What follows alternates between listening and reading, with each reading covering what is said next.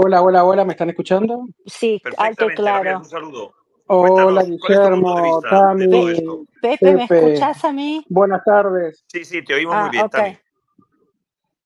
Buenas Eh, tardes, buenas s- tardes, ¿qué tal? sí, Adelante, Gabriel. Gabriel. Hola, Hola, Guillermo, un gusto, ¿cómo, cómo estás? Un gusto escucharte, Gabriel. un gusto, un gusto. Antes que sigan Gabriel y Guillermo a la sala, primero vamos a escuchar a Gabriela y Guillermo y luego vamos a abrir micrófonos, así que por ahora no pidan, por favor. Adelante, Gabriel, Guillermo. Bueno, saben de qué va la cosa, de qué estamos hablando. Guillermo nos dio su panorama, su punto de vista acerca de las declaraciones de Trump. ¿Qué podés agregar, Gaby? Mira, ahora estaba leyendo justamente que Javier Milei, el presidente argentino, se une a las medidas de Trump de salir de la Organización Mundial de la Salud, la Comisión de Derechos Humanos de la ONU, o sea, va a tomar las mismas medidas en forma solidaria. Fíjate, Gabriel, Miren, fíjate que fue mm, muy taxativo. ¿Habéis visto el tuit? Yo sí, lo acabo de subir. Es una mm, foto de la OMS y pone ¡fuera! Se acabó. sí, sí, sí. Bueno, es una medida que les va a doler porque Estados Unidos hace aportes enormes a todas estas organizaciones y que se salgan es un agujero económico que les deja. Lo van a cubrir, pero igualmente duele.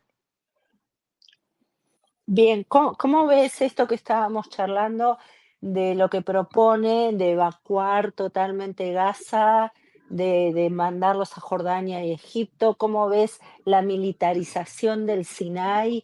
¿Cómo ves el punto este de Turquía con la unión con Siria?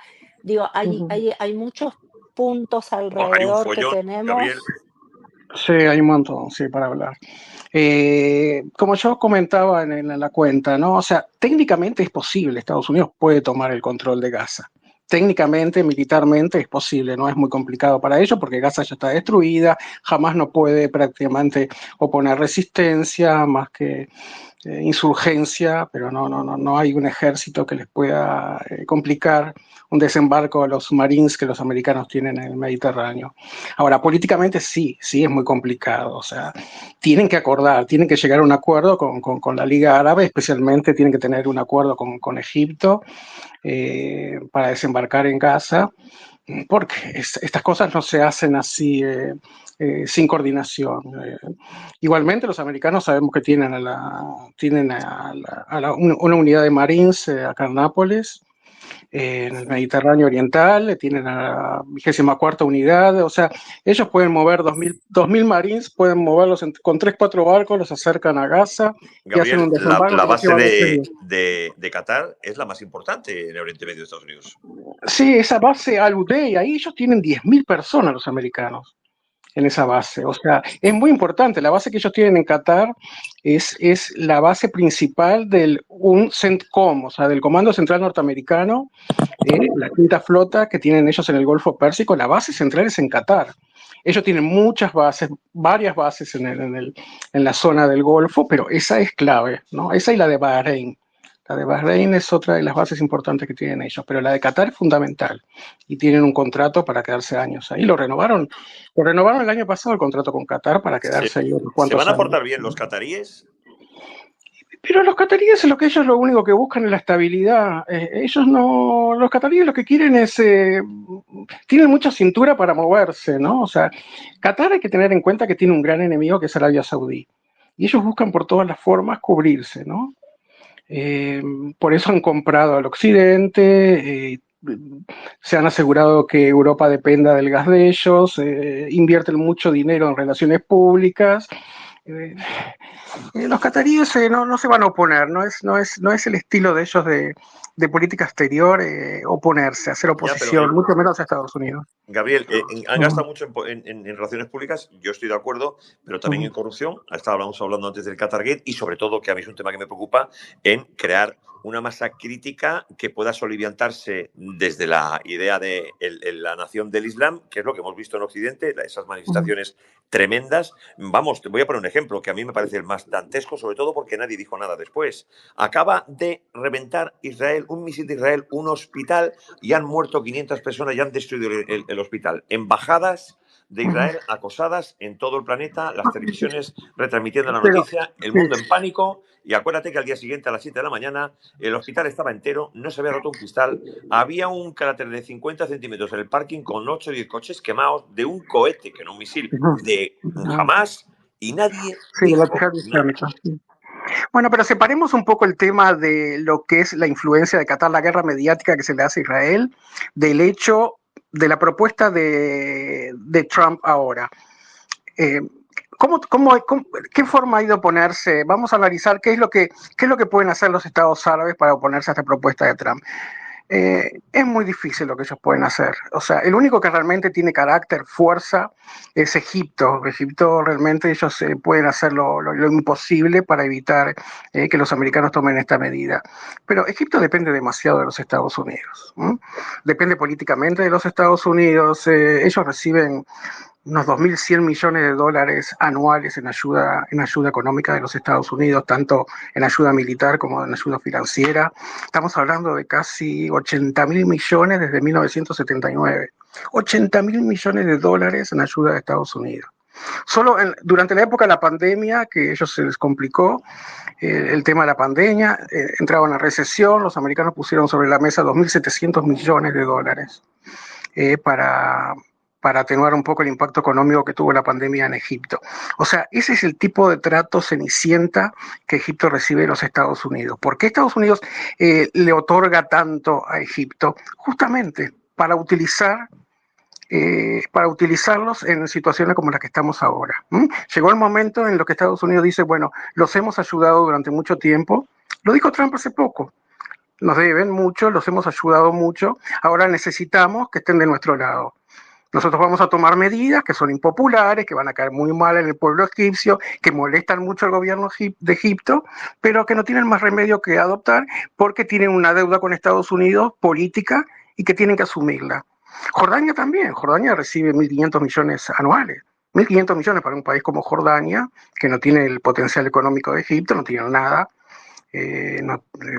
Petróleo, gas, o sea, todo, ellos dependen de ayuda, dependen de afuera. 1.500 millones para Jordania es mucho dinero. Ellos no pueden renunciar en este momento a 1.500 millones de ayuda anual.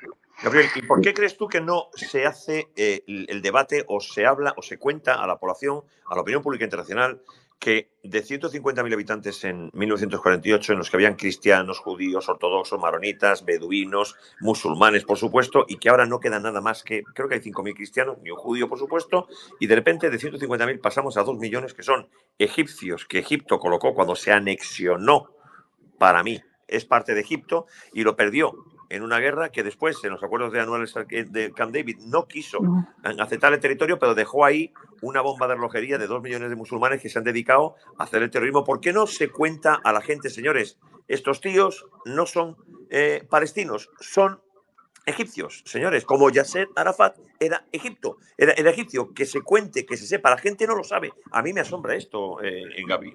Pero la gente no lo sabe porque la prensa internacional no lo quiere comentar, no le interesa decirlo, no le interesa comunicarlo. ¿Qué podemos pretender? Aquí en Israel todos sabemos cuál es la historia de Gaza y de dónde surge la mayoría de la población de Gaza.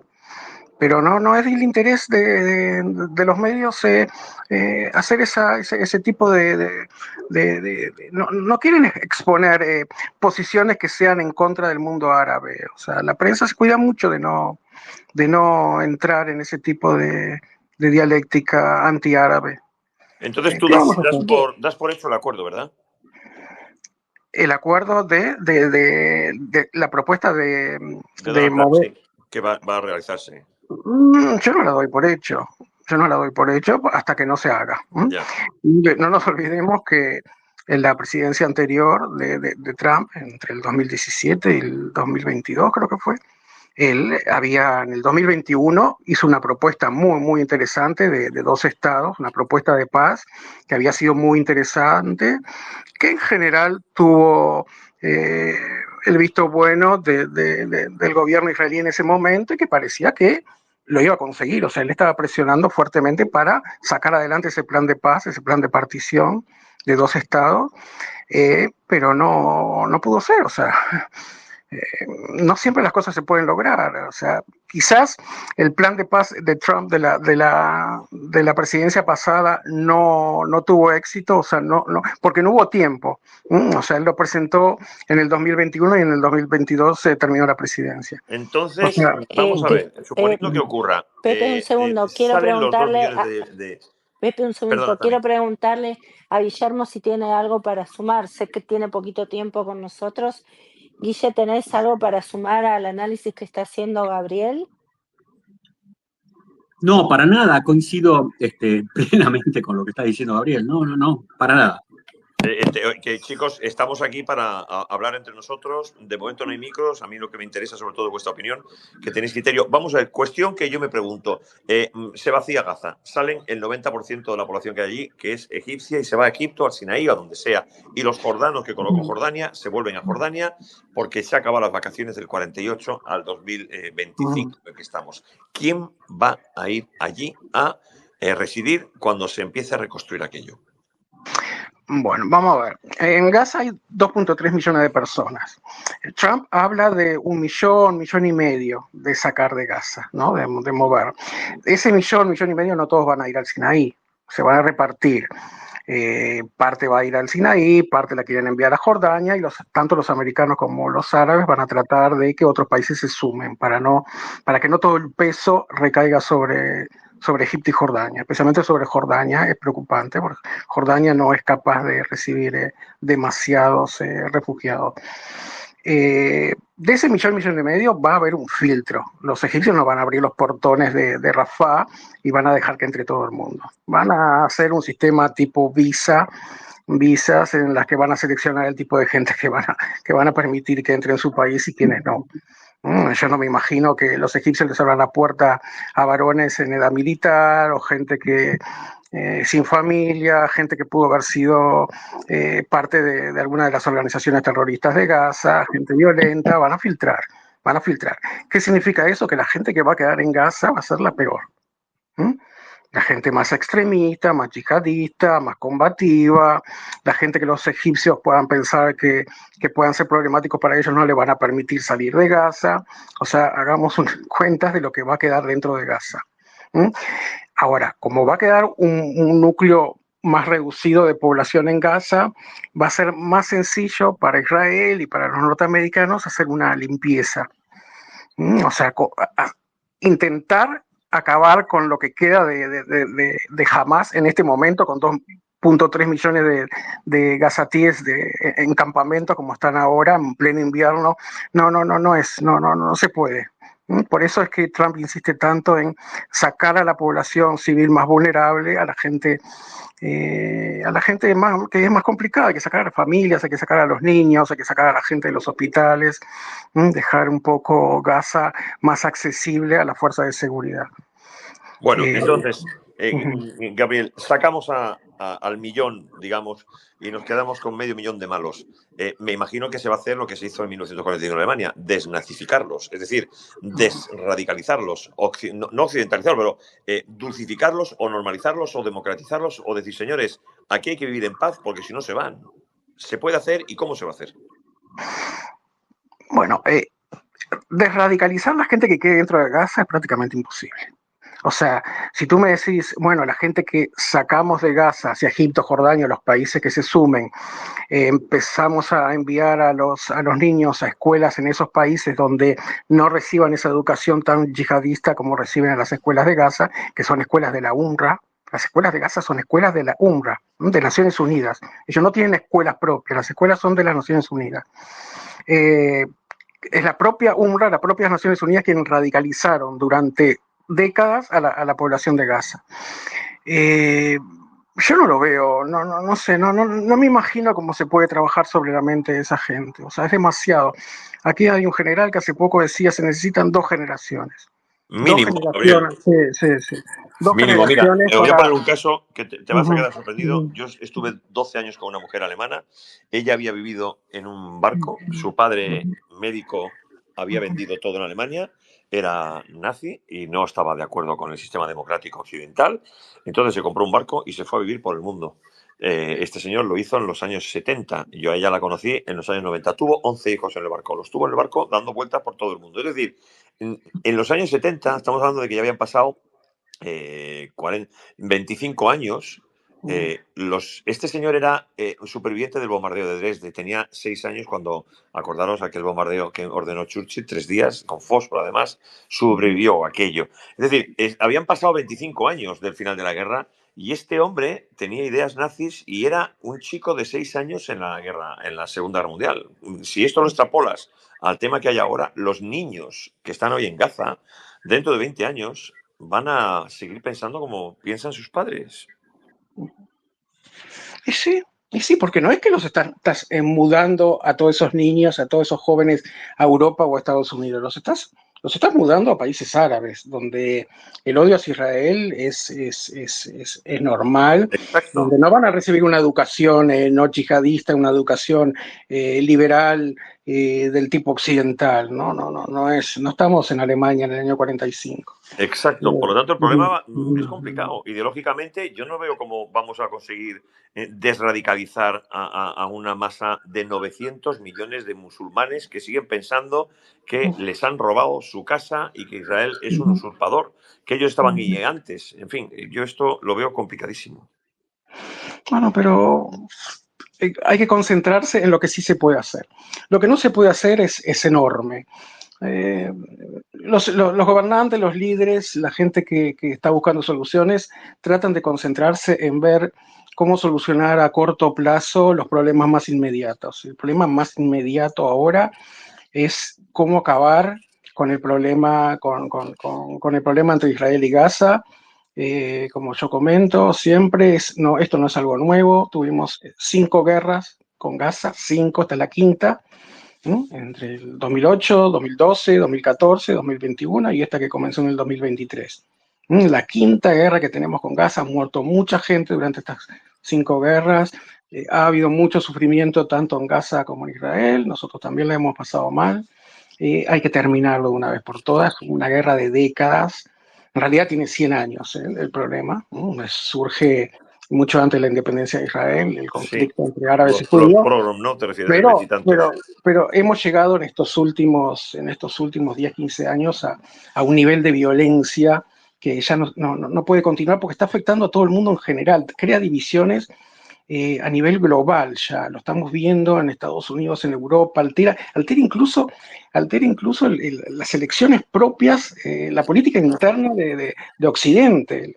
Radicaliza las posiciones de los políticos de un lado y del otro. Pedro Sánchez ha hecho la campaña electoral de Europa en clave palestina. Fijaros cómo es de serio lo que está diciendo. Una pregunta que a mí me asalta. ¿Cómo está la población musulmana, que son cerca de 2 millones de ciudadanos israelíes, con respecto a esto? ¿Hay hostilidad? ¿Hay convivencia? ¿Hay reticencia? ¿En qué situación se encuentran? Mira, tenemos acá 2,5 millones de árabes en Israel.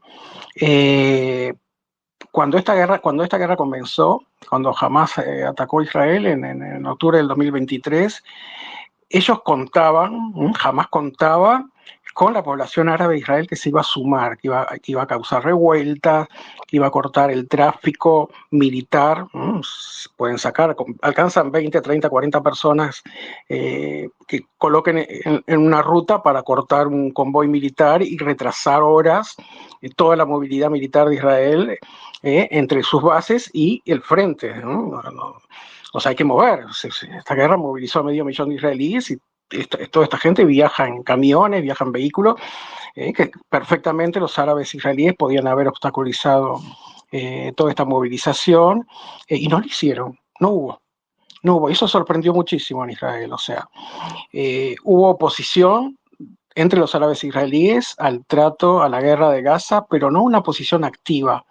No hubo grandes manifestaciones. Y eso es muy importante porque por primera vez los árabes israelíes empezaron a considerar de que ellos también son enemigos de Hamas, Claro. que Hamas los trata a ellos como enemigos. Exacto.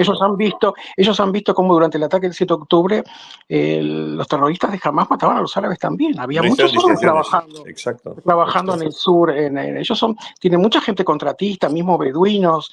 Mataban también a los beduinos que trabajaban en la zona, secuestraron Exacto. familias beduinas. Exacto. Secuestraron incluso menores, niños beduinos. Sí, bueno, Sí. hemos visto unos vídeos de Entonces, unos beduinos jurando sí, venganza, sí. vamos, una cosa con Igual- uniformes, o sea, tropas del ejército de Israel. Yo tengo otra pregunta que me gustaría ver, Guillermo, dado que la situación con el mundo árabe dentro de Israel, los 2,5 millones de árabes, está normalizada y se sienten parte de Israel y se han sentido también atacados, como así ha sido, como los beduinos, etcétera, ¿qué va a pasar con el resto del mundo palestino, entre comillas? Yo no les llamo palestinos, yo los llamo gazatíes, porque viven en Gaza. Palestina es una entelequia, que están repartidos por el mundo. Por ejemplo, Bukele es hijo de palestinos. En Argentina, no sé si fue, no recuerdo el nombre del presidente, que también era hijo o nieto de palestinos, y en Europa ya hemos visto las manifestaciones, y además ahora habrá que añadir una parte de ese supuesto exilio o salida de gazatíes, que sin duda alguna Pedro Sánchez nos va a traer a España. Es decir, esto no van a ser células o hipotéticas células combativas o de terrorismo que se van a repartir por el mundo y que van a incendiar a esas masas islámicas que hay en Europa. Hay 59 millones de musulmanes, en Hispanoamérica menos. ¿Cómo lo ves, Guillermo? Mira, eso ya está en Europa. Esa diseminación de células o también de lobos solitarios que están del Islam radicalizado ya están. En todo caso, podrá haber un refuerzo de ese tipo de gente. Pero yo creo que el gran tema es ver cómo se va a hacer esto. Es decir, cómo lo importante es que está tomando una medida que resulta claramente muy radical, si se quiere, pero se está tomando el toro por las astas. Es decir, ¿cómo vamos a dar una solución a eso, como bien decía Gabriel, que durante décadas ha traído nada más que guerra, muerte, desastre, que se llama la situación, que es la situación en Gaza? Entonces, hay una posibilidad de solucionar eso con un montón de dificultades, pero ahí yo tengo una pequeña discrepancia. Yo creo que si esa población gazatí que llegue a quedar empieza a vislumbrar posibilidades reales de un desarrollo económico ahí, pueden las cosas morigerarse bastante. Tengo esa esperanza. Bueno, no sé qué va a ocurrir, porque fijaros el cambio geopolítico de cómo la cultura woke, la izquierda que va de la mano al terrorismo de Israel, al terrorismo palestino, se está quedando totalmente fuera. Personas como Milei, Bukele, Elon Musk, evidentemente Donald Trump, y discursos como el de Orbán, Meloni, en España Vox, están dando la batalla cultural y le están torciendo el brazo a una izquierda que nunca ha aceptado las democracias y que cuando ha perdido el poder siempre se ha instalado en el terrorismo. Ahí tenéis el caso de Colombia, a pesar de que gobierna el CACAS, porque yo no tengo otra manera de llamarle, es el nombre que le pusieron sus propios compañeros de terrorismo. 16 años pegando tiros, el Petro menudo nombre tiene, siguen haciendo terrorismo. Por lo tanto, yo creo que ante la derrota de la izquierda va a haber una reactivación bueno, no sé si septiembres negros, en fin, no sé ahora con qué nombre se titularán, Guillermo, pero y en Hispanoamérica, gracias a Maduro y a Chávez, Hezbollah está infiltrada. No tengo que hablar de lo que pasó con EIMIA, ni con el fiscal Nisman. Me temo que esto vaya a resurgir y que sea la respuesta de Irán ante la impotencia de haber perdido la guerra de Hamas, de que Hezbollah con la operación Vipers y muchas otras cosas están desarmados y ya no tienen dónde dar patadas. ¿Tú crees que puede haber una reactivación de aquel terrorismo que sufrimos en los años 70 islámico? A ver, yo no sé qué pensará Gabriel, pero no creo que el horno esté para bollos para Irán. En el caso de que empiece a haber una lluvia de atentados terroristas de Hezbollah en Occidente. No está el horno para bollos para Irán. Todo tiene una situación muy compleja por delante, de presiones que se le van a venir, como para que se quieran inmolar. Por ahí puede querer inmolarse, pero tengo dudas. Creo que van a tratar de bajar los decibeles de su perfil por un tiempo. Gabriel y Guillermo, que esta es la otra tarta. Líbano, Siria y Turquía. ¿Qué va a pasar? El que quiera. Gabriel. Gabriel. No sé si Gabriel escucha, pero No, Pepe, o Guillermo, me da exactamente Guillermo, igual. sí, Ahora, Sí, Gabriel, cuéntanos. sí, sí. Lo que ¿Cómo va a quedar ahora el mapa con la derrota de Hezbollah, aparente derrota? ¿Cómo se va a repartir el poder en Líbano? ¿En qué afecta esto a la situación de Siria? ¿Qué parte se va a comer Turquía, que ya se comió casi 10.000 kilómetros cuadrados? El tema kurdo, es decir, Turquía ahora va, de nuevo vamos a tener a Solimán el Magnífico, a un nuevo imperio otomano, como quiere este loco Erdogan. ¿Dónde Bueno, está? eso es justamente lo que está buscando Erdogan. O sea, revivir las glorias del Imperio Otomano. O sea, reclama para Turquía, no vamos a hablar de las dimensiones que tuvo el Imperio Otomano, pero ellos quieren recuperar su patio trasero, ¿no? O sea, la influencia que tenían sobre su entorno en Medio Oriente. Ellos consideran a Siria como una provincia, entre comillas, otomana. Ellos quieren tener influencia allí. Han visto como durante las últimas décadas, primero fue la Unión Soviética, luego fueron Rusia e Irán. Ellos se adueñaron prácticamente del control político de Siria. Assad, la familia, padre e hijo, hacían lo que les ordenaban desde la Unión Soviética, desde Rusia o desde Irán en las últimas décadas. Los turcos quieren reemplazar a los rusos y a los iraníes como la principal potencia influyente en Siria. Y eso es muy problemático para Israel, porque Turquía es quien entrenó, armó y apoyó políticamente a gran parte de estas milicias que ahora se hicieron con el poder en Siria, y los turcos ahora quieren su pago. O sea, ellos se pusieron en el poder a toda esta gente en Damasco y ahora quieren su retribución. ¿Cuál es el principal enemigo de Turquía en Siria? Los kurdos. Ellos quieren que ahora este nuevo gobierno sirio les dé acceso a Siria para que los turcos puedan crear bases militares en Siria, instalar una o dos bases sirias, las quieren utilizar ellos, para desde allí iniciar una campaña para combatir a los kurdos, ¿no?, que están del otro lado del Éufrates.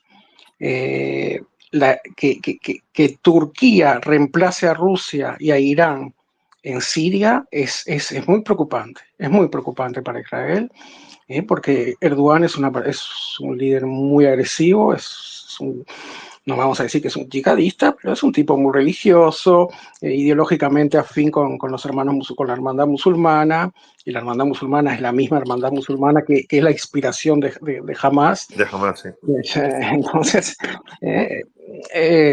obviamente que con el tiempo Turquía puede convertirse en el nuevo rival de Israel del otro lado de nuestras fronteras, a unos pocos kilómetros de nuestras fronteras. Guillermo, ¿Guatemala, Irán o Guatepeor, Turquía? ¿Qué opinas? No, a ver, Turquía, coincido con Gabriel que Turquía pretende, lo dijimos antes, ¿no es cierto?, tomar la posta de Irán. Creo que no está a la altura para poder hacer eso, le va a llevar muchísimo tiempo y esfuerzo. Hay que reconocer también que Turquía está en una situación económica complicada que viene arrastrando de hace mucho tiempo también. Y ahí yo rescato un tema, que es lo que acaba de mencionar también Gabriel. Es importante que los rusos no se vayan de Siria, Sí. que no abandonen Siria, que tengan su presencia ahí, porque esa presencia rusa en Siria durante el gobierno de Bashar al-Assad le significó a Israel un canal paralelo para poder hacer un montón de cosas y llegar y tener acceso a un montón de información importante. Una presencia rusa que se mantenga en Siria va a ser otra vez un canal importante para esa Siria que, a mi juicio, no es la Siria democrática que los medios en Occidente nos están vendiendo, sino que es un peligro lo que puede venir ahí. Bien, Es que Rusia Es que Rusia no es un enemigo para Israel en Siria. Rusia es un mal necesario para Tal Israel en cual, Siria. Rusia, tal nosotros cual. precisamos ahora que haya contrapesos, que siempre haya contrapesos de poder. Si ahora los turcos empiezan a hacer con el poder, la balanza empieza a girar a favor de los turcos, se necesitan contrapesos, y Rusia puede ser ese contrapeso. Cuanto más influencia haya sobre el nuevo gobierno de Siria, más influencia exterior ajena a Turquía haya, tanto mejor para nosotros, para que no sea Turquía, digamos, el único aliado importante que tenga este régimen nuevo sirio. Y por eso sí, es muy importante, como decía Guillermo, es importante que los rusos se mantengan la base naval en Tartus, también que sigan con la base aérea, que tengan allí, que lleguen a un arreglo con los sirios y que se queden, para que no sean solo los turcos los que tengan acceso a todas esas infraestructuras militares que hay en Siria. Bien, Gabriel, Guillermo. Ahí hay también que recordar, ¿no, Gabriel? Perdón, una cosita nada más. Recordemos que Turquía está en la OTAN, ¿no es cierto? Recordemos eso, que también tiene implicancias y que también es un lado flaco para Turquía en el sentido de las presiones que puede recibir por ese lado para ciertas actitudes que puede tomar. Bien, Veremos. Guille, Ahora, antes que te vayas, ya llevamos una hora, quiero abrir micrófonos por si hay preguntas para ti que puedas contestar. Así que si les parece bien, vamos a ir abriendo algunos micrófonos. Por favor, lo que pedimos son preguntas concretas y escuchar las preguntas anteriores, así no las repetimos y podemos avanzar en el tema. Sí, Ojo de Güey, pediste micrófono. ¿Cuál es tu pregunta? Bienvenido.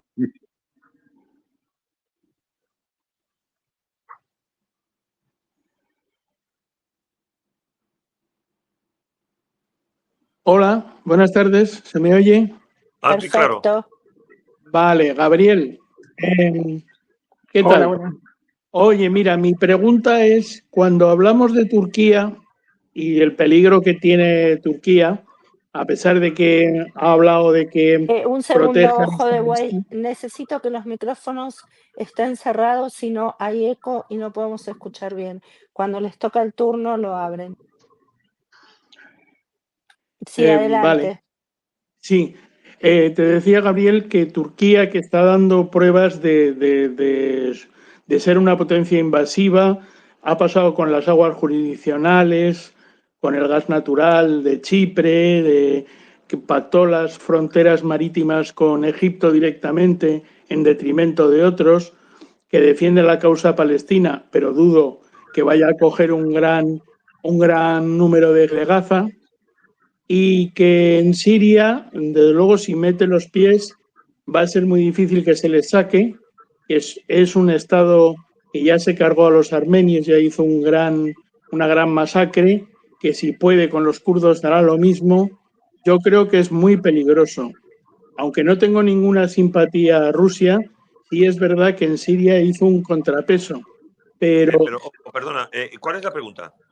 Que si creéis que realmente Rusia va a poder seguir manteniéndose en Siria o lo van a quitar de un plumazo.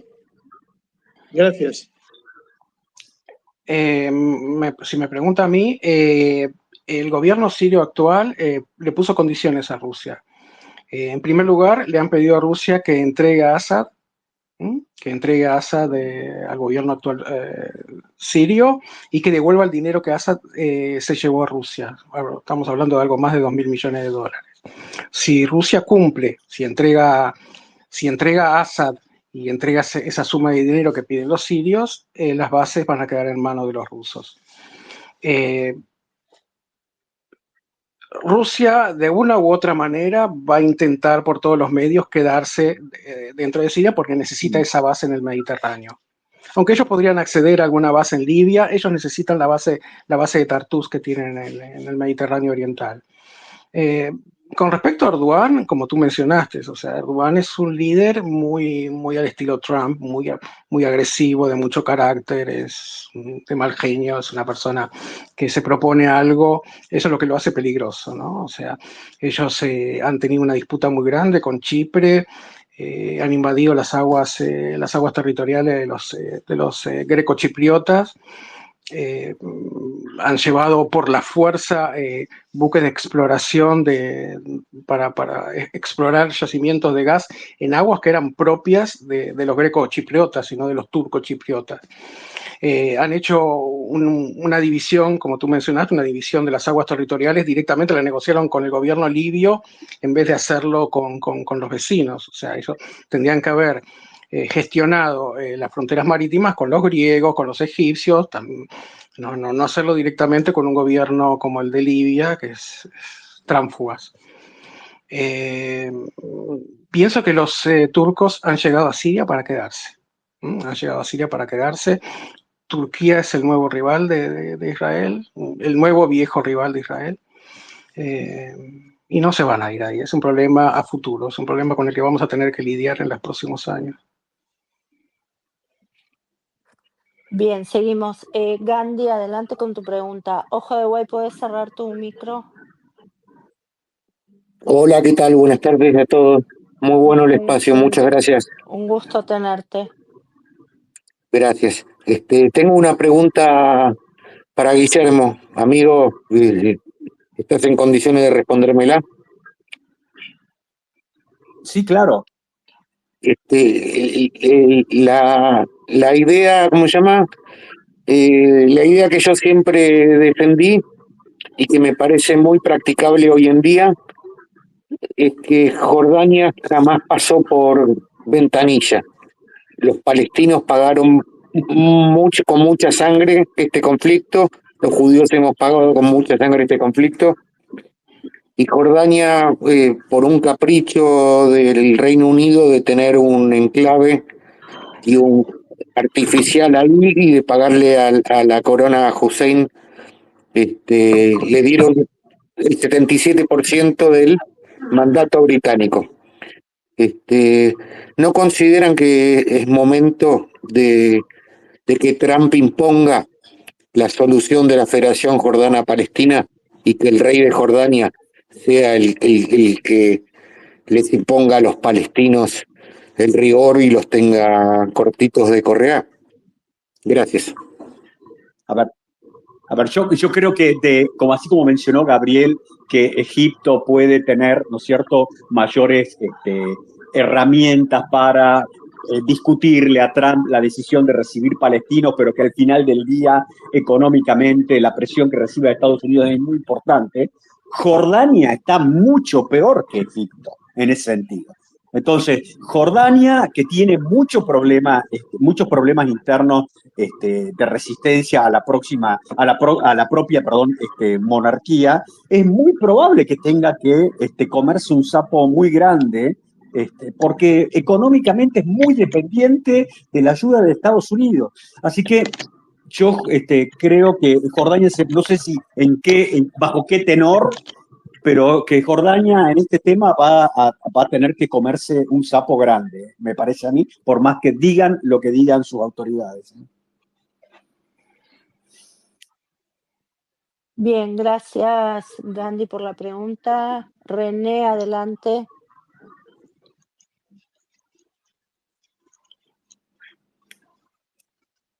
René, es tu turno.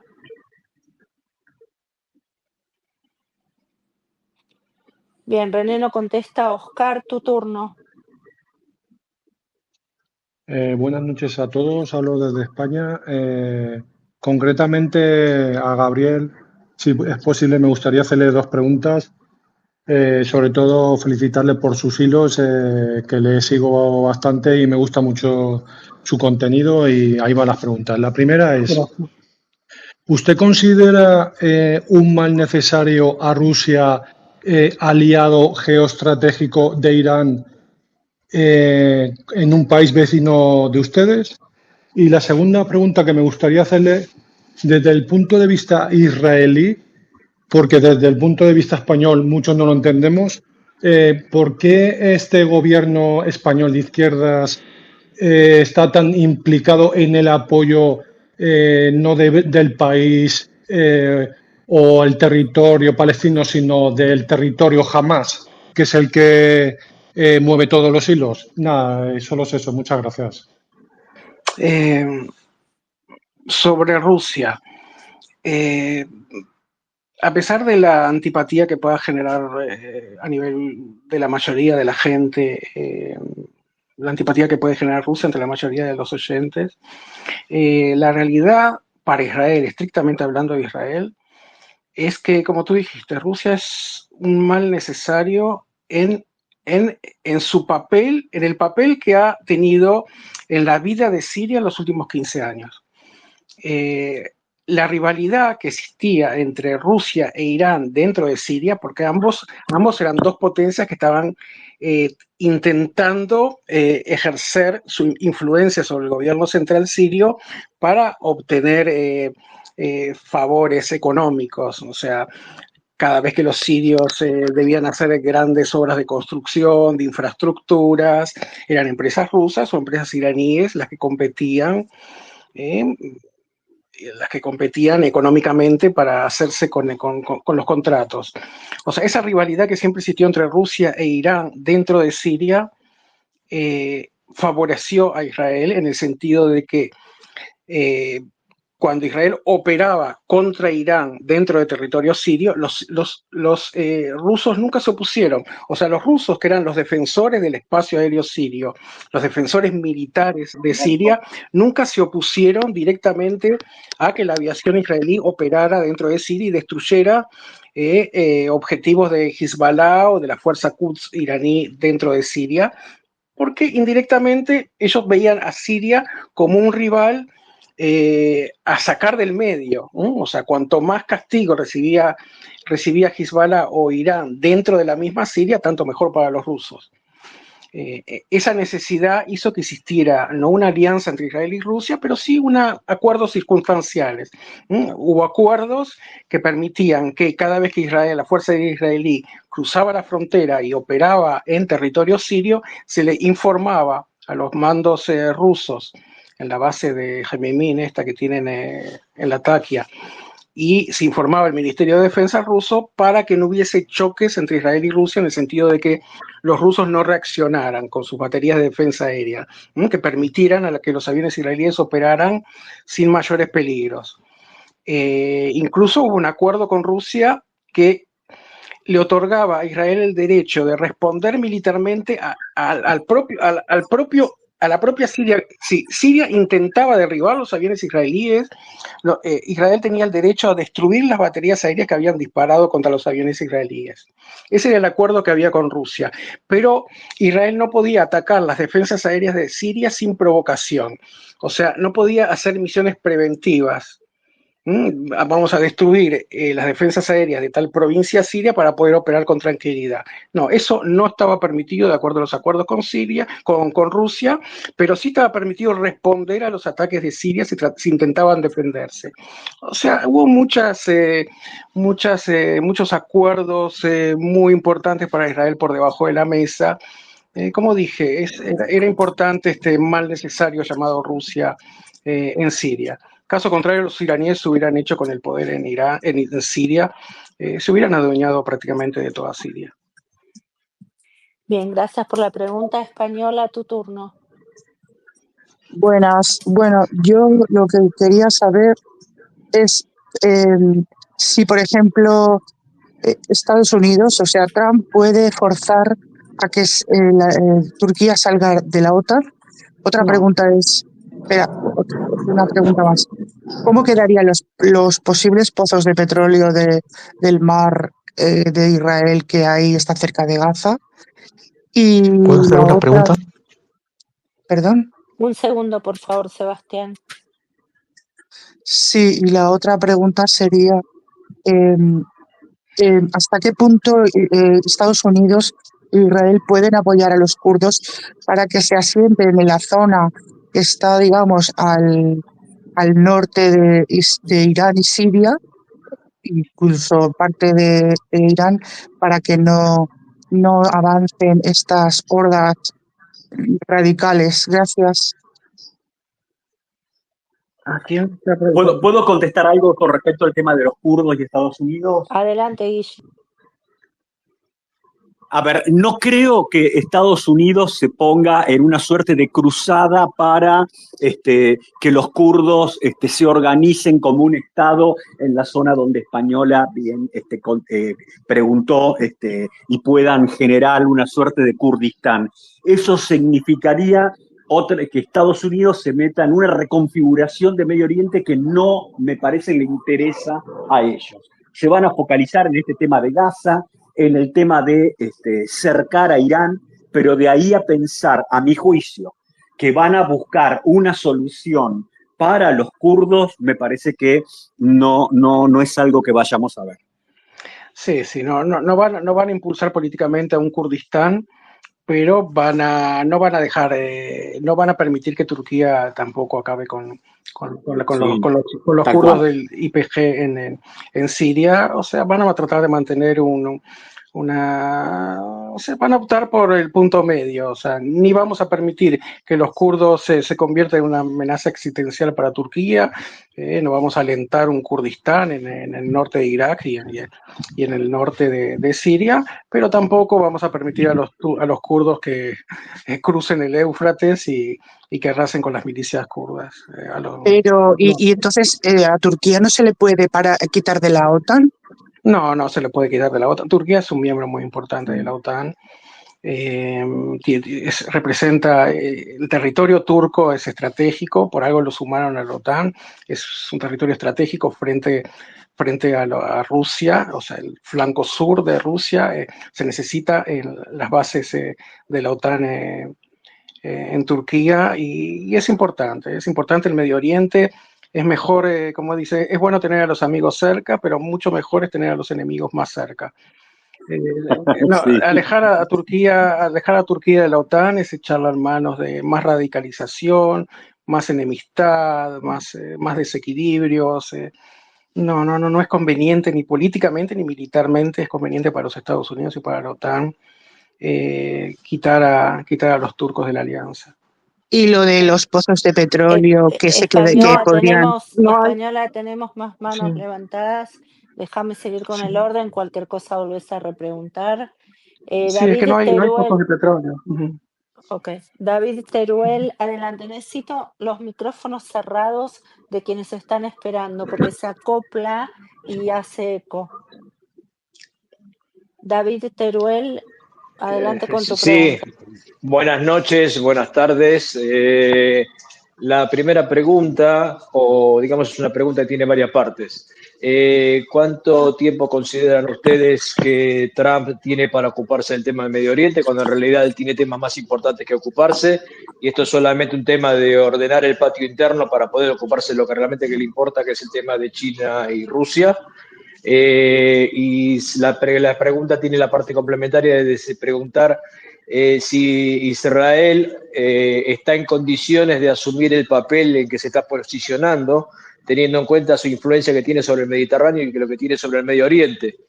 Su alianza con Grecia, que podría ser un límite para el tema de Turquía, que es una competencia con Turquía, y el tema de la proyección hacia Arabia Saudita.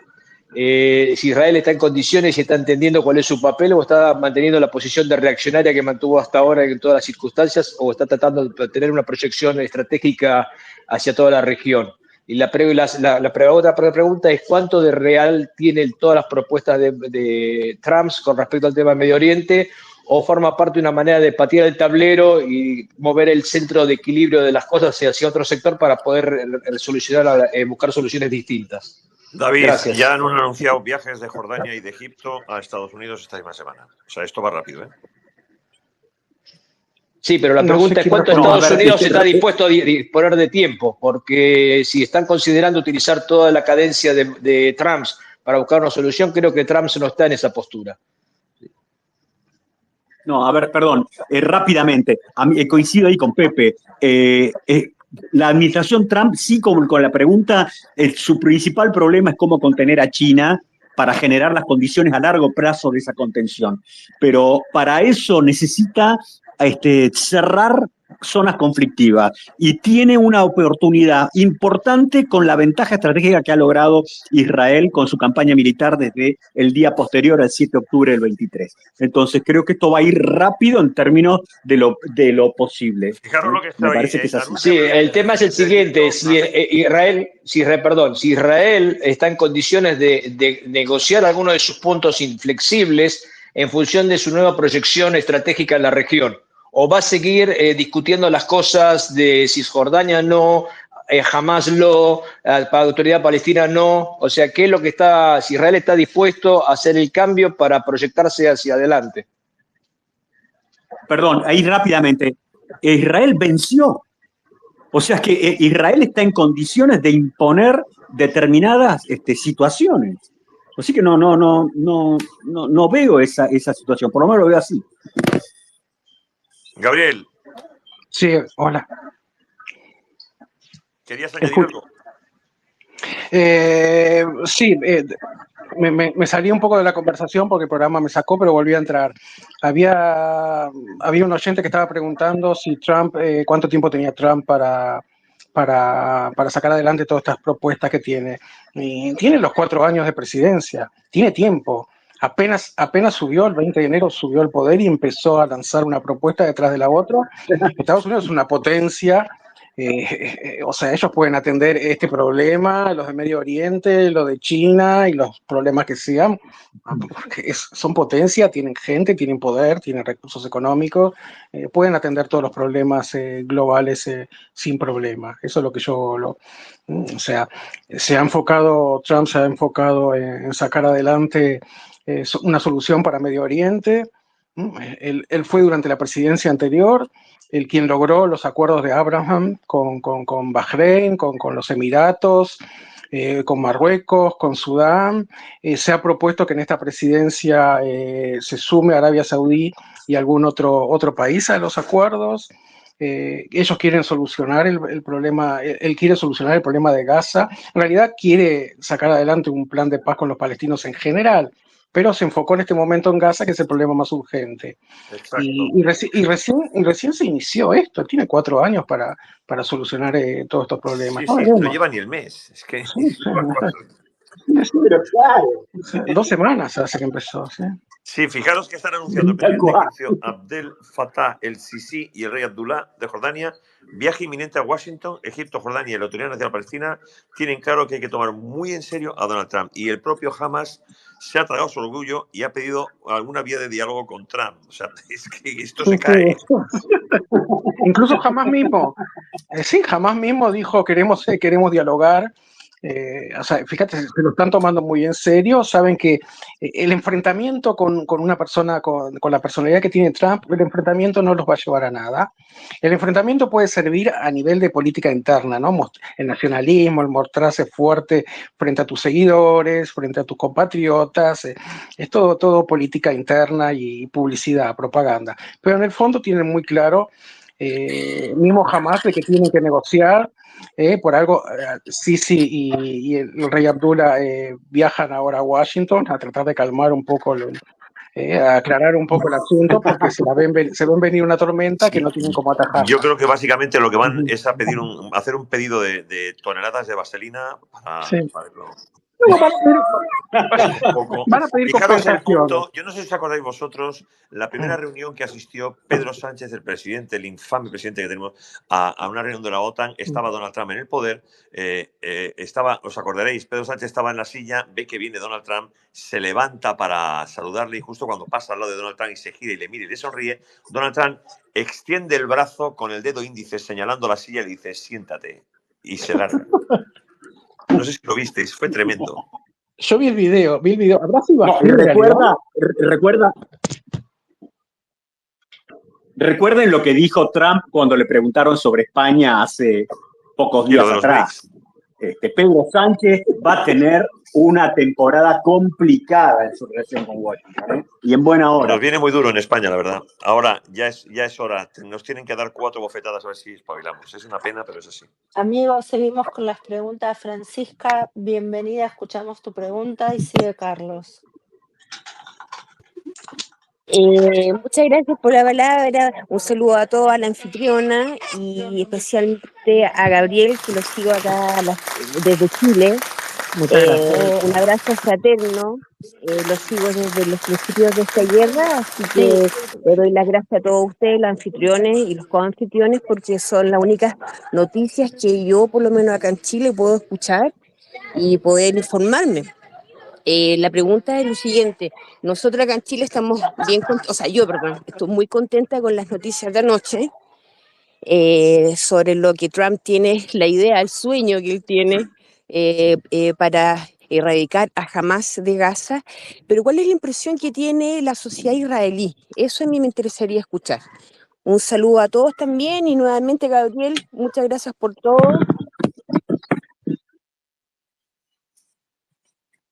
Entiendo que era a ti, Gabriel. Gabriel, Sí, Hola, perdón, sí. ahora sí. La Se me va pregunta va a el Gabriel sí, porque sí, entiendo sí, que sí. él está... Francisca, cerrá el micrófono, así te puede contestar. Ya.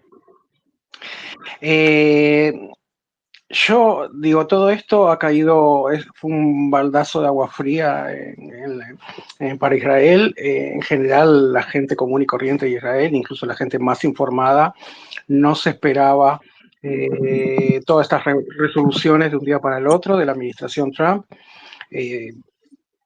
Ha causado mucha sorpresa, incluso a nivel de analistas de los medios, la gente más informada de los noticieros. Todavía se está tratando de digerir todo esto que está sucediendo. No parece que sea realmente una sorpresa en el sentido de que esto se venía ya planificando desde mucho antes, se mantenía en secreto hasta que llegó el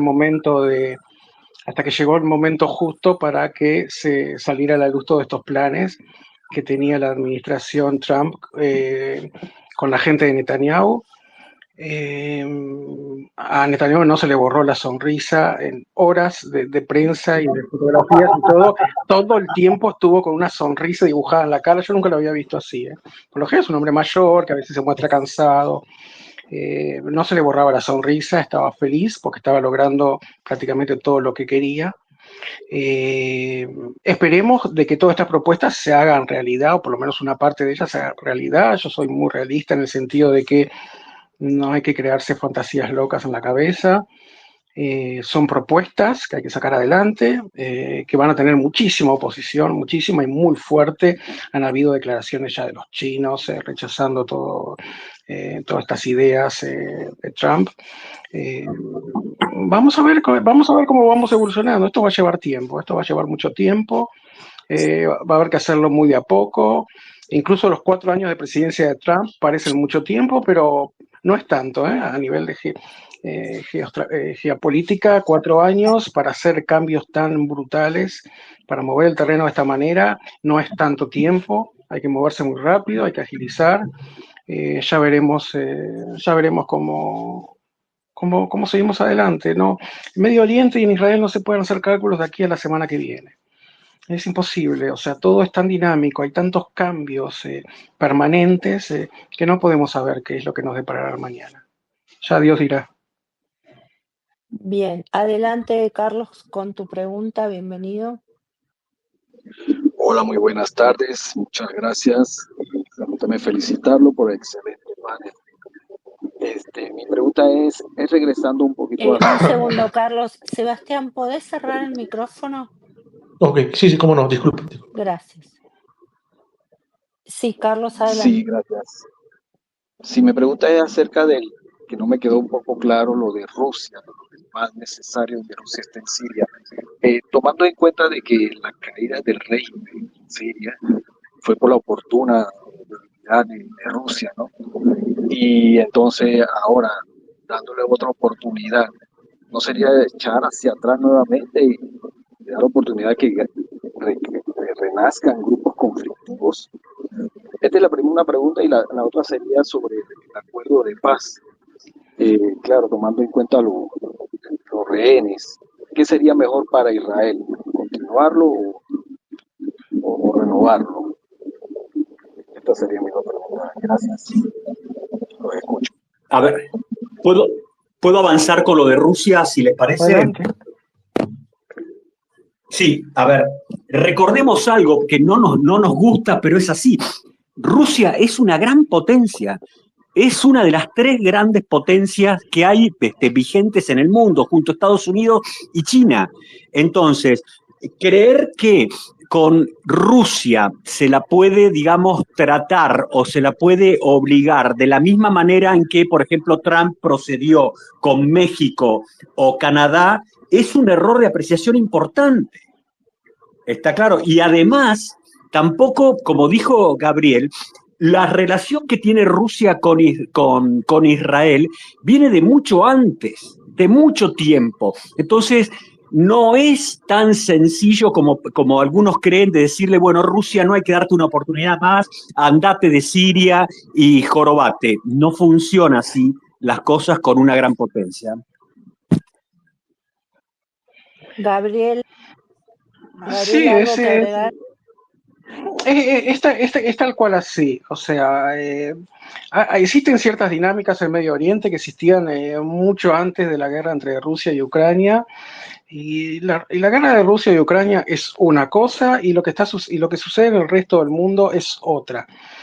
O sea, es verdad que la guerra entre Rusia y Ucrania complicó las relaciones de Israel en Medio Oriente, porque teníamos unas relaciones, teníamos un diálogo con Rusia, teníamos acuerdos a todo nivel, turistas que recibíamos de Rusia, intercambio económico, teníamos un diálogo directo militar con los rusos en todo lo referente a Siria. Nos complicó muchísimo la guerra de Ucrania, nos forzó a alejarnos de Rusia, a tener las mínimas relaciones con ellos para no molestar a los norteamericanos, pero poco a poco hay que volver a entablar, porque es necesario, tenemos que volver a relacionarnos con los rusos dentro de Medio Oriente, porque son necesarios, es necesario mantener un diálogo con ellos. Lo estamos viendo incluso en la relación que hay entre Rusia e Irán, estamos viendo que los rusos no están transfiriendo tecnología militar a los iraníes como la gente se cree, no hay ventas de armas importantes, todo el tiempo se sueltan fake news por ahí de que los iraníes adquirieron tal o cual avión o misil de Rusia, son cosas sin ninguna base. Los rusos no ceden tecnología militar a los iraníes, ellos tampoco quieren provocar un choque con Israel en ese sentido, no quieren que Israel empiece a intervenir en forma activa en la guerra en Ucrania. Entonces ellos intentan de no provocar ninguna reacción en Israel, por eso es que no están aportándole a Irán todo lo que Irán pide. Los iraníes cedieron tecnología, cedieron cantidad enorme de drones a los rusos, pero a cambio han recibido dinero, pero no han recibido contrapartidas tecnológicas. Los rusos no han colaborado militarmente con los iraníes como la gente piensa en general o como se comenta en redes sociales. Hay un equilibrio, hay acuerdos por debajo de la mesa que hay que seguir manteniendo activos. No nos conviene a nosotros enfrentarnos a Rusia, tampoco a los rusos les conviene tener problemas con Israel en Medio Oriente. Bien, René, ¿tenés alguna pregunta? Sí, buenas, una pregunta para Gabriel. Le quería preguntar qué pasaría en el caso hipotético de que, ejemplo, Estados Unidos entrara a Gaza y se hiciera con el control de Gaza militarmente. ¿Qué pasaría con Judea, con los territorios de Judea y Samaria, conocido como Cisjordania? Muchas gracias. Bueno, separemos el tema Judea y Samaria del de Gaza. Tomar el control, o sea, para los norteamericanos acercar a un cuerpo expedicionario a la costa de Gaza y desembarcar 2.000 marines es factible, es posible, lo pueden hacer sin mayores problemas, tienen el potencial para hacerlo. Si querés encontrar un vínculo entre Judea y Samaria en Gaza, podemos decir de que la Autoridad Nacional Palestina, la que gobierna en Cisjordania, desde la capital Ramallah, han empezado a tener cierto control en Gaza, transfirieron personal de ellos al paso de Rafah. O sea, la Autoridad Palestina de Cisjordania es quien se está encargando de la frontera entre Egipto y Gaza. Eso es un gran avance político. En principio, Netanyahu se oponía terminantemente a que la Autoridad Palestina tuviera alguna injerencia en Gaza. Quería separar absolutamente lo que es Cisjordania de Gaza, tener dos gobiernos aparte. Pero los norteamericanos han presionado muchísimo en el sentido de que quieren una sola autoridad palestina central que tenga autoridad sobre tanto Cisjordania como sobre Gaza. Esa es la participación palestina de Cisjordania en los asuntos de Gaza. No hay en este momento otros avances. Bien, Española, tu pregunta. ¿Y cómo quedan ahora los rehenes? Porque decían que iba a haber la segunda parte y si no los devuelven no habrá, ¿no? Y otra cosa, bueno, se me ha olvidado, es igual, solo eso, los rehenes. Bueno, Guillermo, ¿quién contesta? Mira, no sé, el tema el tema este de los rehenes, a mi juicio, es algo que ya venía medio mal manejado desde el inicio por parte, me parece a mí, del gobierno de Israel, al haber colocado a la par la derrota de los terroristas y la liberación de los rehenes. O sea, esa cuestión no se podía dar de manera simultánea. Yo reconozco que debe haber habido instancias políticas que obligaban a expresar eso, y bueno, hoy estamos con esta cuestión de cómo se va a resolver. No estoy en condiciones de decir si esta iniciativa de Trump va a afectar eso. Me parece que no, que me parece que en todo caso, y aquí cierro, Hamas va a tratar de mostrarse benigno y tratar de portarse bien con este tema de los rehenes. No sé cómo lo verá. Guillermo, ¿alguna vez nos explicaste que la recuperación de rehenes y el avance sobre el terrorismo eran dos estrategias militares absolutamente distintas para encarar, que no se podía encarar de un solo lado? Exacto. No se podía hacer al mismo tiempo rescatar. Exactamente, a mi juicio eso fue una contradicción. De hecho, es lo que sucedió, porque son operaciones militares muy diferentes, la de rescatar a rehenes y con todas las dificultades que eso traía, porque esos rehenes estaban en manos de Hamas, la Yihad Islámica, el Estado Islámico, los lumpenes gazatíes que entraron al territorio de Israel. Era bastante complicado todo eso, para pensar que con una operación, que eso se podía hacer al mismo tiempo que una operación militar de altísima envergadura en la zona de Gaza. Pero eso para mí fue algo que era imposible de combinar las dos cosas. Y una pregunta solo una pregunta. ¿El Trump puede seguir 2 legislaturas ahora o solo una? No, ya esta gobernó una vez y esta es la segunda presidencia, no puede gobernar más. Además no va a tener edad tampoco.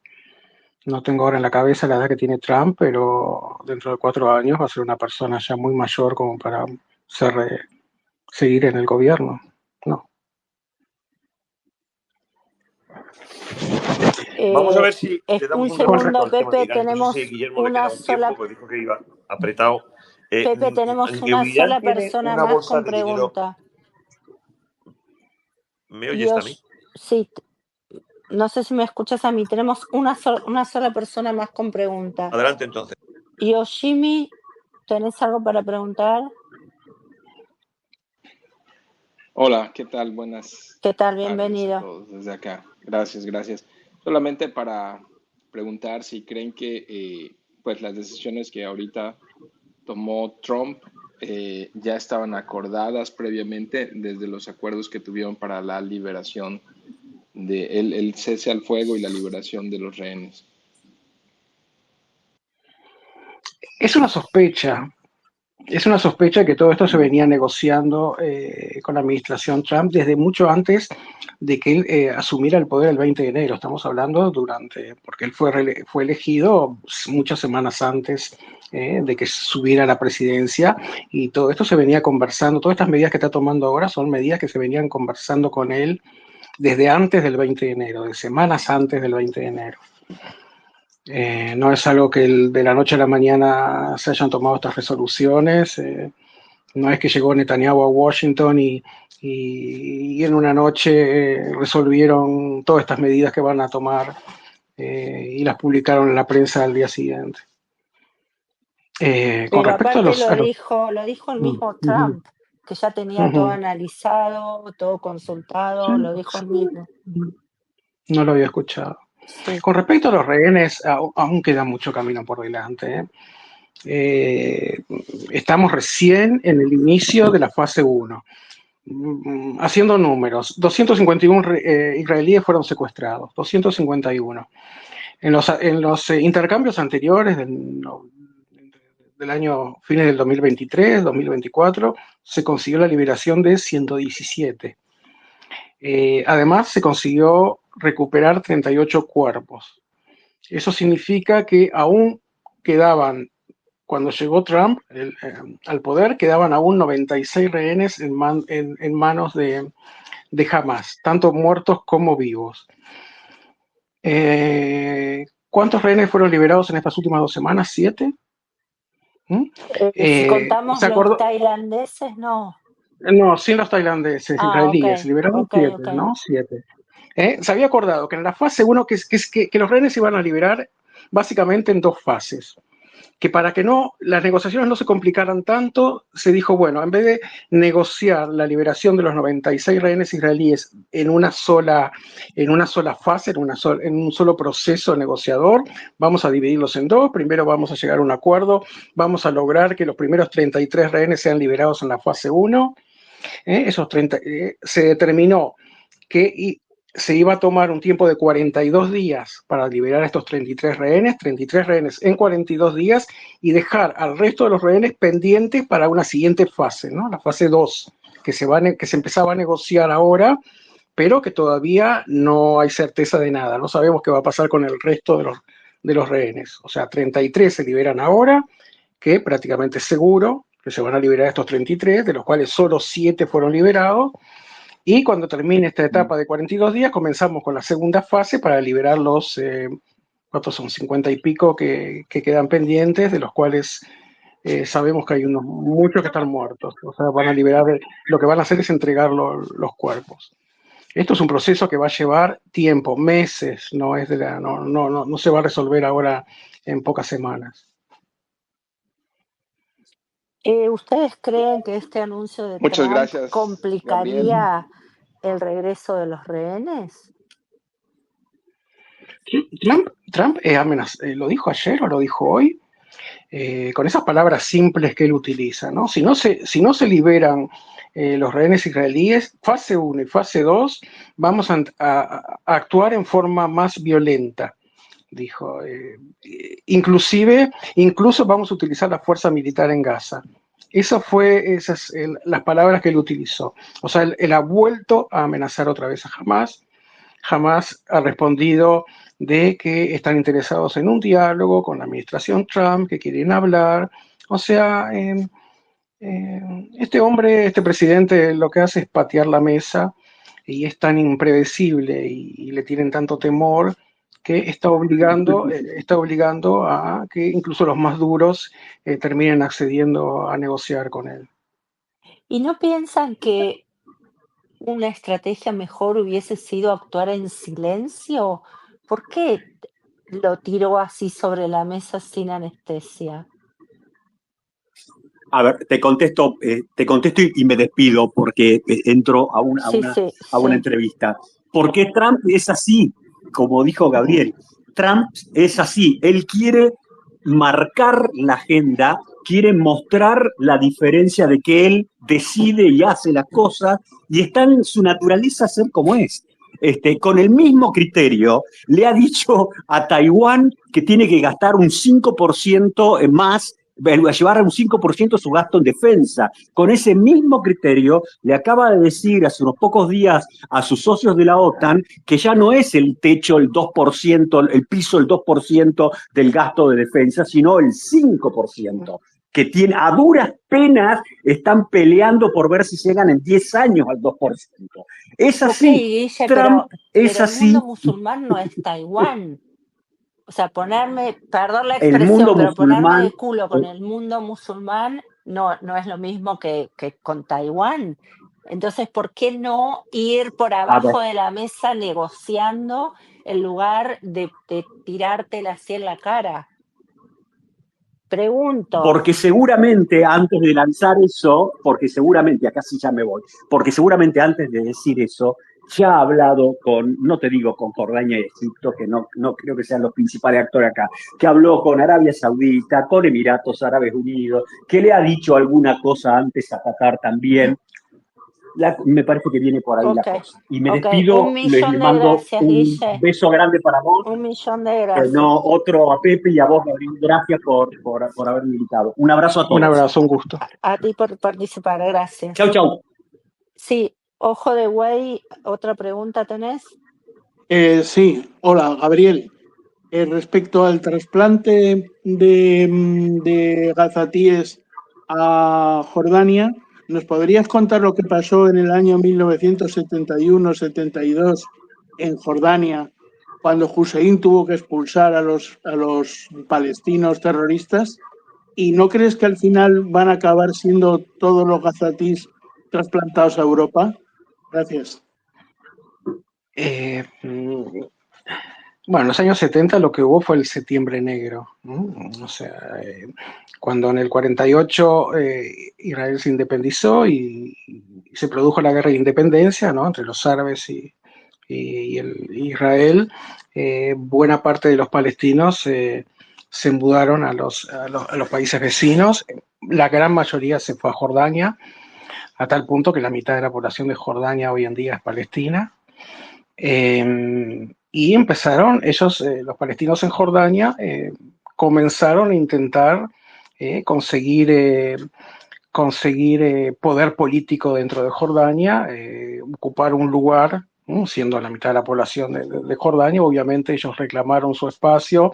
Al principio los jordanos no les daban ciudadanía, los consideraban ciudadanos de segunda, no tenían los privilegios de los jordanos naturales del país.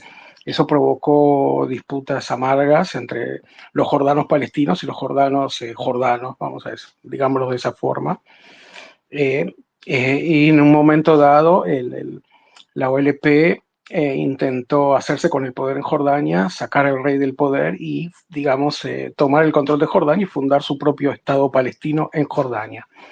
Eso provocó un enfrentamiento, una guerra civil prácticamente dentro de Jordania, entre el ejército hachemita, el ejército jordano, y la guerrilla palestina, que terminó con una derrota de los palestinos y la expulsión de los palestinos rebeldes, digamos, de Jordania.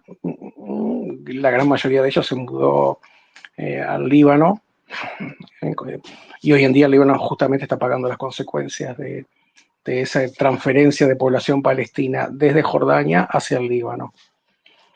¿Cuál era la segunda pregunta que habías dicho? Si iban a terminar en Europa. Eso dependerá de los europeos. No podemos culpar al inmigrante de que emigre a Europa. O sea, es Europa quien tiene que resolver si continúa con las puertas abiertas o las cierra de una vez por todas. El inmigrante siempre va a tratar de buscar lo mejor, de encontrar un horizonte de vida mejor a lo que está sufriendo, especialmente el refugiado, el que se va de su país por temas de guerra. El exiliado de guerra, o sea, obviamente busca los mejores destinos. Van a buscar a Europa. Si Europa les abre la puerta y los recibe y les da ciertos privilegios, obviamente que más y más y más van a intentar llegar a Europa. O sea, no podemos culpar al refugiado, sino al que le abre las puertas en forma descontrolada. No sé si los palestinos van a terminar emigrando a Europa. Me imagino que habrá un número importante de ellos que van a terminar en Europa, van a terminar en Estados Unidos, si es que les otorgan visa. Pero en Europa seguro, no todo, pero sí va a haber un número importante de ellos que van a terminar en Europa, sí. Gracias, Gabriel. Una pregunta. Un segundo, René. Sí, Pepe, ¿querías aportar algo? Sí, yo quería hacer un pequeño repaso a la situación de Irán, que evidentemente es débil, tiene un embargo importantísimo que dura décadas y no sé hasta qué punto Donald Trump va a poder jugar la ficha de la paz y de los negocios a cambio de que Irán se rinda en muchos de sus postulados terroristas o si por el contrario esto a medio plazo, a 2-4 años, podría derivar en un golpe de Estado interno, una descomposición del régimen o incluso abiertas hostilidades Arabia Saudita e Israel, por ejemplo. No lo sé. ¿Qué opinas, Gabriel? Hace 20 años que estamos. ¿Cuándo es que subieron los ayatolás? En el año 79, 89, 99, 40 años hace que están en el poder los ayatolás. Y siempre estamos con el día que se los pueda sacar, el día que caigan, el día que sean reemplazados. No se puede contar con eso. Hay que ser realista y hacernos a la idea de que están hace décadas, están hace 40 años en el poder en Irán y pueden estar 40 años más perfectamente. O sea, la solución no pasa por voltearlos, sino buscar soluciones o militares o negociadas. Trump ha dejado claro de que primero quiere intentar encontrar soluciones negociadas con los iraníes. Quiere un segundo acuerdo nuclear. Trump dijo, no queremos un Irán nuclear, no queremos que lleguen a la etapa de producción de armas nucleares. Eso es un hecho, no queremos, pero vamos a negociar, vamos a plantearle a los iraníes alternativas. Y Trump sabemos que es un negociador, o sea, no, la opción guerra es la última en su agenda. No va de la noche a la mañana a autorizar a Israel a que realice un ataque sobre las instalaciones nucleares iraníes, ni va a actuar militarmente sin antes buscar negociar, hacer el último esfuerzo para conseguir que los iraníes detengan el programa nuclear hasta donde hayan llegado, o sea, hasta ahora. Y no continúen produciendo material militarizable, ¿no? Van a negociar, Pepe, van a negociar. Trump va a negociar. Por lo tanto, el bloqueo económico que tiene de momento va a seguir y el dinero que tienen pillado está perdido. Va a seguir o va a empeorar, porque va a seguir, o sea, las sanciones a Irán van a continuar, incluso se van a agravar, porque ¿cómo negocias con Irán? Amenazándolo con mayores sanciones. Si ahora hay 300 y pico de ítems que tienen sancionados, bueno, Trump va a poner 50, 100 más sobre la mesa y va a decir, o aumentamos el nivel de sanciones y llevamos a Irán a la ruina total, o encontremos soluciones que sean aceptables para Irán y aceptables para los Estados Unidos. Vimos un amago de conflicto entre la frontera de Pakistán y Afganistán y también roces con Irán. ¿Esto puede ir a más? Es un conflicto al que se le presta muy poca atención, el conflicto entre los afganos y los iraníes. Hay una gran población afgana dentro de Irán, los afganos iraníes, que son un poco conflictivos.